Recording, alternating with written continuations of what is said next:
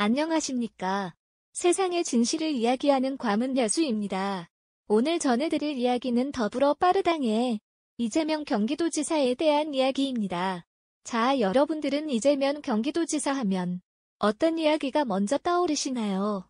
성남시를 발전시킨 성남시장 경기도지사 김부선 많이 떠오르실 것입니다. 저 과문뉴스는 제일 먼저 떠오르는 게 더불어 빠르당이지만 문재인 대통령의 강력한 대항마라 생각합니다. 먼저 읽자면 경기도지사가 무슨 죄를 지었길래 재판까지 간 것인가 한번 알아보며 문재인 세력을 위협할 만한 인물을 왜 무죄 판결을 내렸을까에 대해 한번 알아보도록 하겠습니다. 영상 말미에 아시는 분들도 계시겠지만 꼭 알아주셨으면 하는 이야기가 있으니 꼭 끝까지 시청 부탁드리겠습니다. 자, 본론으로 들어가서 이재명 경기도지사가 저지른 일을 보면 첫 번째, 이재명은 2010년 용인정신병원 의사장에게 전화해 구급차를 불러 형을 데려가라고 부탁하며 전임 분당 보건소장을 불러 강제 입원 지시 등을 내렸다는 의혹과 본인의 친형인 이재설치를 2012년 6월 정신병원에 강제 입원시켰다입니다. 이 부분에 대해서도 많은 의문점이 남는데요.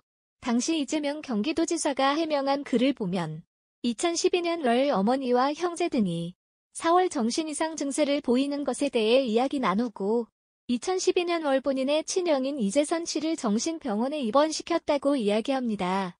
저 검은 뉴스가 제일 처음 의문점을 가진 것은 2012년 월 어머니와 형제 등이 친형에 대해 정신 이상 증세를 보이는 것에 이야기를 나눴다고 합니다.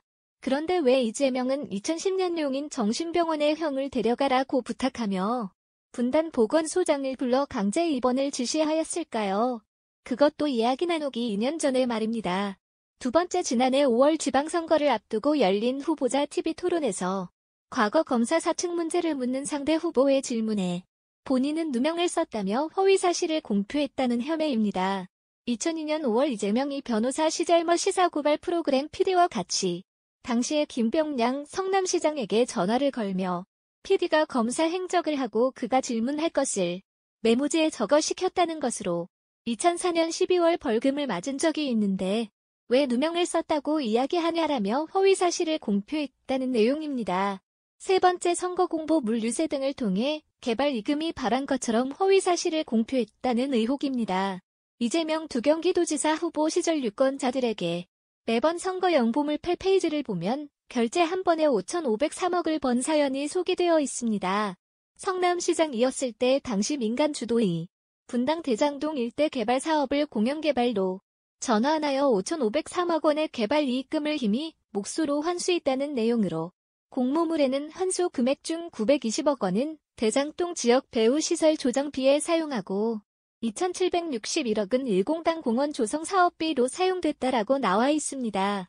하지만 이 내용이 모두 허위사실이라는 것이 변한본 변호사에 의해 밝혀지는데 요 92만 미터 부지에 5,900세대를 짓는 대장동 택지 개발 사업은 오는 2020년 말 완료 예정이라 개발 이금이 전혀 환수되지 않았으며 영보물을 보면 마치 성남시가 5,503억을 벌어들인 것처럼 보이는데 명백한 허위사실이며 일공단 공원 조성 사업이 역시 현재 일부만 매입돼 2,761 5개 예산이 쓰지 않았다라고 이야기합니다.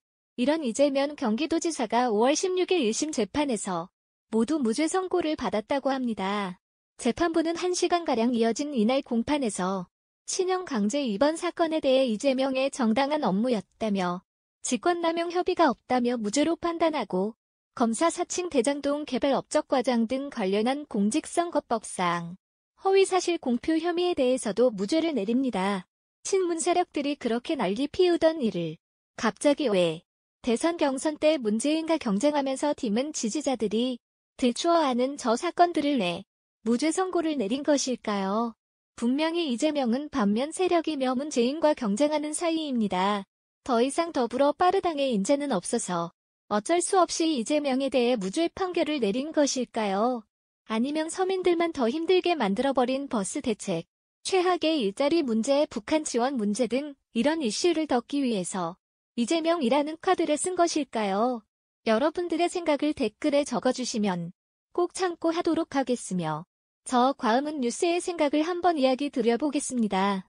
자, 저의 생각은 이재명이 기소하기 직전 마지막 승부수를 던졌던 문재인의 아들 문준영의 고용정보원 취업비가 사실이라 더 이상 파헤쳐지면 문제가 되기 때문일 것이다 입니다.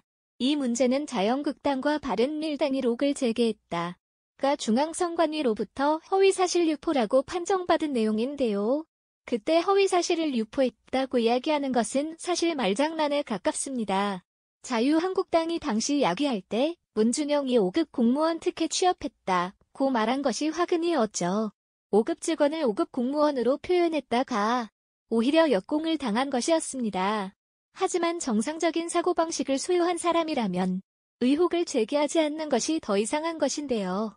이에 대해 빠르당이나 문재인이 나와서 제대로 해명은 적이 없는데도 문준영 취업비리 의혹을 제기하면 허위사실 유포로 처벌받는다는 분위기가 우리 사회를 지배하고 있습니다.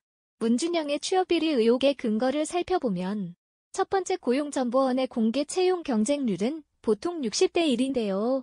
문준영이 채용되었을 때 당시 경쟁률은 말도 안 되는 2대 2의 경쟁률이 없습니다. 두 번째 고용정보원이 실제 채용하려 했던 분야는 프로젠테이션 및 동영상 제작 관련 업무를 담당하는 사람이었습니다. 하지만 여기에 노동경제 분야 연구직 초빙을 추가하여 채용 정보를 낸 것도 굉장히 수상한 부분이죠. 게다가 채용 공고 내용과 전혀 관련이 없는 분야가 전공인 문재룡이 고용정보원이 실제 채용할 분야를 어떻게 알고 지원했을까요? 말도 안 되는 겁니다. 세 번째 고용정보원은 채용 공부기간을 내부 규정을 어겨가면서 일주일 동안만 공고를 냈으며 그마저도 접수 하루 전에 내보낸 것입니다. 그러니까 하루 만에 공부가 올라가고 끝난 것이죠. 그리고 문준영은 서류 제출 기한을 지나 지원 서류를 제출하게 됩니다. 그 지원 서류를 살펴보면 당시 채용 공고는 2006년 12월 1일부터 12월 6일까지였습니다. 하지만 지원 서류의 수상 내역을 살펴보면 현대캐피탈 대학생 광고 공모전 은상을 2006년 12월 21일 수상했다고 기록하였는데요. 채용 공고가 12월 6일 마감되는데 그 후로 보름이 지나 약 결과가 나오는 공모전에 은상을 받을 거라는 걸 어떻게 알고 기재하였을까요?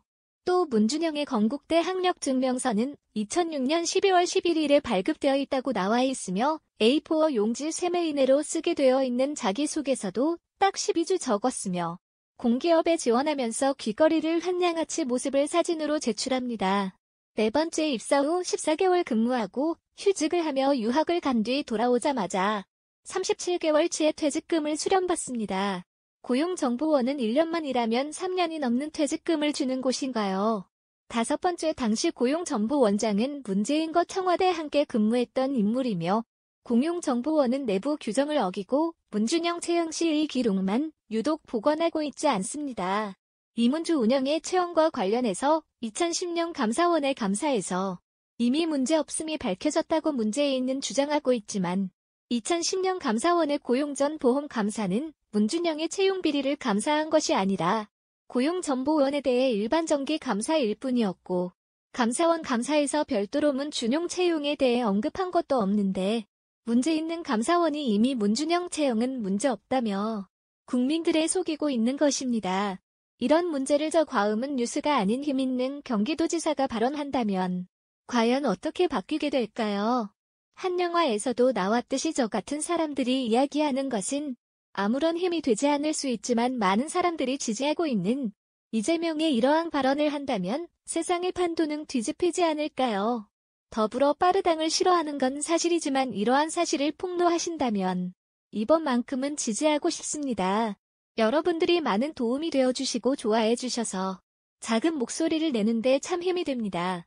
과음은 뉴스를 시청하시는 여러분들의 생각은 어떠신가요? 댓글로 여러분들의 생각을 적어주시면 감사하겠습니다.